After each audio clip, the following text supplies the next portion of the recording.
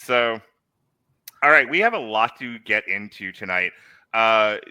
Season 5, as I mentioned before, is the first season where Aaron Sorkin was gone from the show, and it was, as I mentioned, the showrunner was John Wells, and there is a distinct difference in the writing of this show.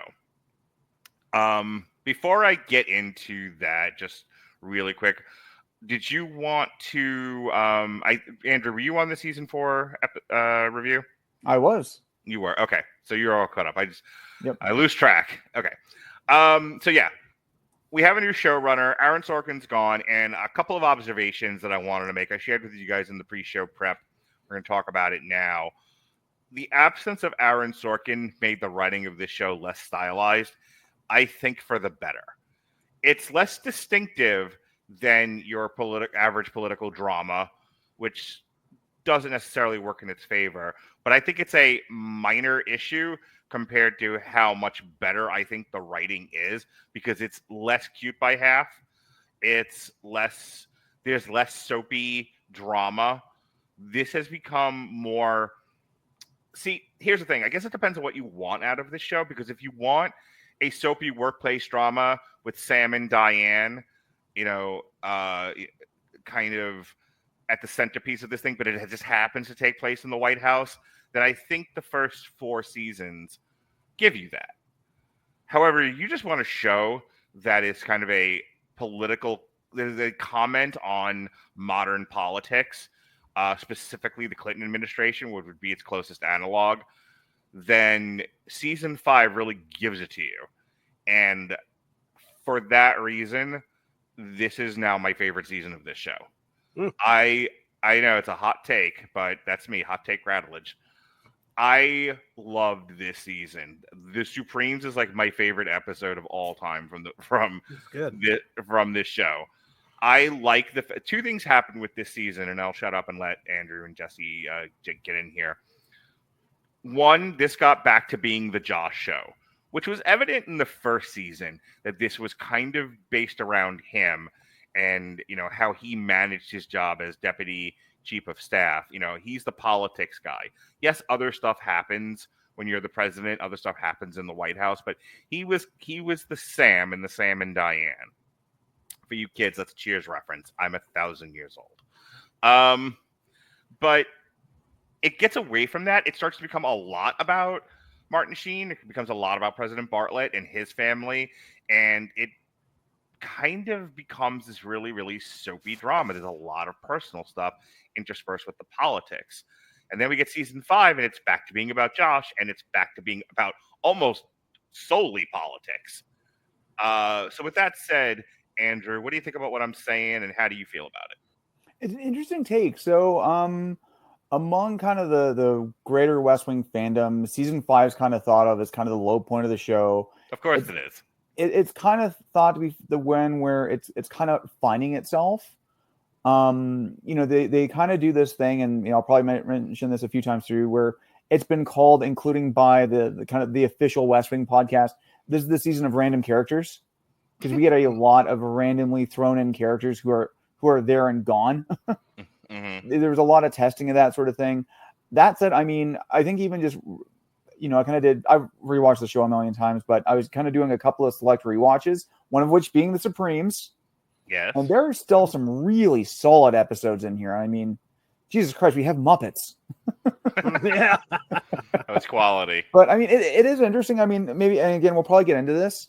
It does get back into the politics. I think there's still some really key personal stuff going on in this season. And then also it is really that refocus on, I think, I'd probably disagree with you a little bit and say this is the transition to Josh becoming the main character at this point.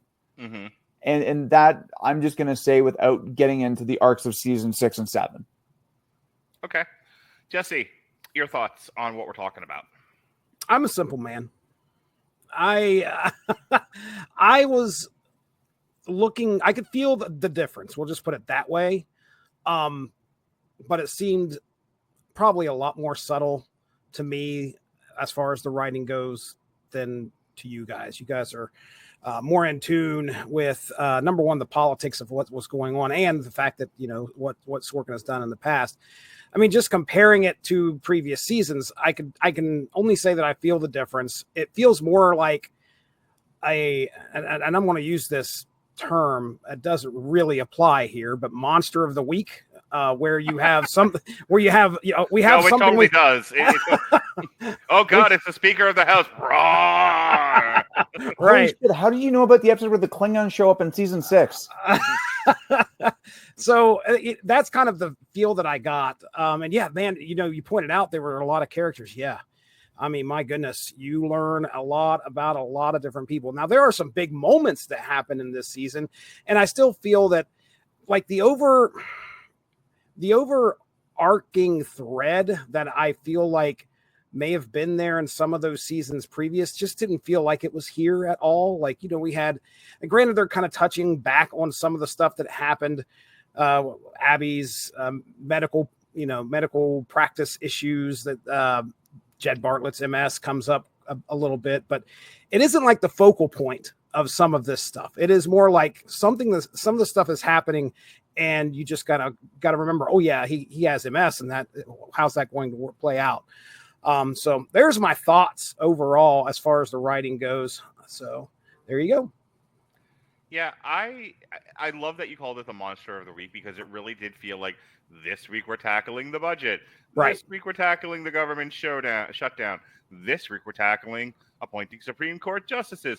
This week we're dealing with farm subsidies. Like, I guess, and being objective about it, I know why I like it. I like politics, or at least I used to. No, I still do. I just don't like people. But I like shows about politics. I like that nuts and bolts stuff. Later on when we get to like the newsroom, or if you ever watch K Street, where these shows are so finely tuned on what's going on politically, there's a lot of granular issues. Like, that's what I like. So the fact that we finally got there, I've enjoyed watching The West Wing. Don't get me wrong. I've spent 4 episodes of this podcast talking about it with you guys, and I haven't had a lot of bad things to say. But I will tell you that in my personal watching, there's a lot of me playing with my phone, and it's usually during the more soapy parts. But I also think I'm in the minority. Like, I know I'm in the minority. I think most people, most humans, especially when this was on terrestrial television, watched it for its pure entertainment value, for its soapy drama. And I can tell you that the writing and the producers were like, the general public wants, I'm going to give you guys a chance to react to this and then we'll move on, wants there to be a focus more on the people and less on the politics. And focusing on the Bartlett family gives us a focal point. I can't tell you how bored I am by the Bartlett family. Like, I'm much more interested in what Josh has to, and to a lesser degree, Toby, what they have to do in order to move the needle on anything. Because what comes out of this season, and I kind of love it, but again, you have to be somebody who really likes politics, is just how hard it is to get anything done in Washington. Yep. That everyone is, everything is, well, what are you going to do for me? What do I get out of this? And there's a lot of my objective is to stand up for my constituency to the exclusion of all else. And how, like, Toby and Josh are very much like big picture, want to get things done. There's also, and I think this is great, and definitely something I want to hear Andrew's point of view on. I think we tend to forget, especially now, as partisan as things are, as polarized as things are, what the Democrats stand for. The Democrats stand for, if we just leave it to the people, a portion of the population will be neglected, possibly abused. Government has a moral obligation to step in and make sure the vast majority of people are cared for, that there's a safety net for people. And conservatives, Republicans, they don't. They are very, the conservative Republicans come from a very libertarian place of if you just let people fend for themselves, they'll be creative. The strongest will survive. We'll be better off for it. That's essentially the central debate between the two parties when you break it down to its least common denominators.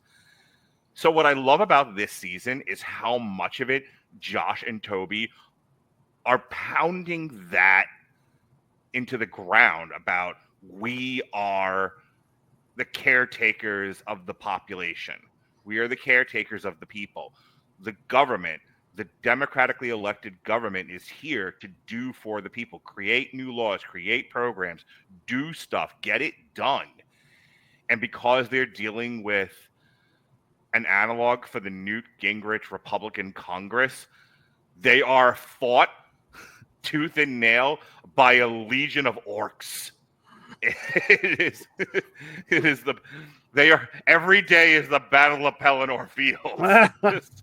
Ride now! Ride now! Ride for Bernie! The fucking Republicans are there with battering rams. There's a guy with a bomb, and he's carrying it like an Olympic torch. And I know this is Helm's Deep, but who cares? He's just running. Everything is a fight, and it's exhausting, and I love it, Andrew. It's interesting. I mean, there's a couple of things I want to hit on there. Maybe I'll go for the soapy thing first, because I think that's a really interesting comment, especially when you're thinking that John Wells took this over. And in a lot of ways, John Wells kind of was the pivot point to going to that really big mix of like soapy professional procedural dramas. Like ER, for example, like that was one of the big hooks of ER, was that it was an ER, but it was also follow them home afterwards and see what their personal lives are like. And I mean, ER in a lot of ways, I mean, there's been a ton of medical shows, but even to this day, ER is still like the template for stuff like Grey's Anatomy. And well, I mean, we're not going to talk about the Pit right now, but that's kind of the other direction where it's like, it is purely about what's going on at that hospital. The other element that, you addressed there is kind of the change in the nature of politics. And I mean, the way I look at this is that